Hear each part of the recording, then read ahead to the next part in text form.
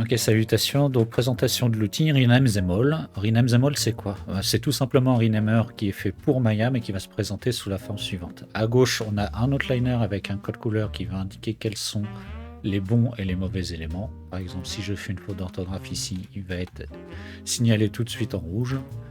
Et si je le corrige, il va être signalé en vert. À droite, on a une série d'outils qui permet de renommer les éléments qui sont présents dans Maya en décomposant le mot en plusieurs portions. Donc on a type, zoning, orientation, symétrie, incrémentation et le short name. Ça permet tout simplement d'éditer chaque partie sans affecter le reste.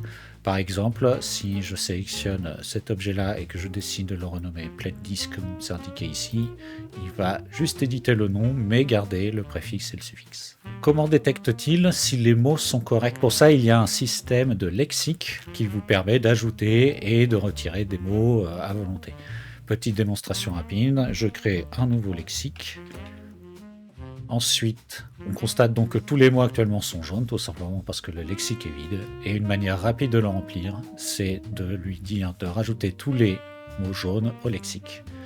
Et il vérifie automatiquement du coup si le mot se trouve dans la liste ou pas. Exemple, si je fais une faute d'orthographe ici, plate disk n'est pas dedans. Je peux donc choisir de le réassigner comme ceci. En termes de personnalisation, il y a des options de configuration, vous pouvez vous rendre là et ça se passe comme tel. Vous pouvez créer un nouveau preset et à partir de là, vous avez différentes options qui vous permettent de définir la structure de votre nomenclature, mais qui permet aussi de donner des noms personnalisés pour chaque portion de votre nomenclature. Vous avez à chaque fois un petit manuel qui est associé ici si vous voulez en savoir plus. Voilà, j'espère que l'outil vous plaira. Si vous voulez soutenir le projet actuellement, celui-ci est en bêta, donc vous avez plusieurs moyens de m'aider. Vous pouvez soit partager le projet auprès de toute personne qui serait susceptible d'être intéressée par l'outil.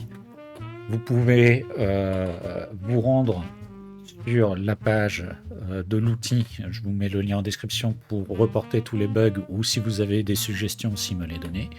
Et enfin, si vous voulez me soutenir, il y a aussi en lien une petite page Ko-fi si vous voulez faire un don, si vous le souhaitez, si vous le pouvez, voilà, ça ferait toujours plaisir. Sur ce, je vous souhaite une bonne journée, je vous dis à la prochaine version.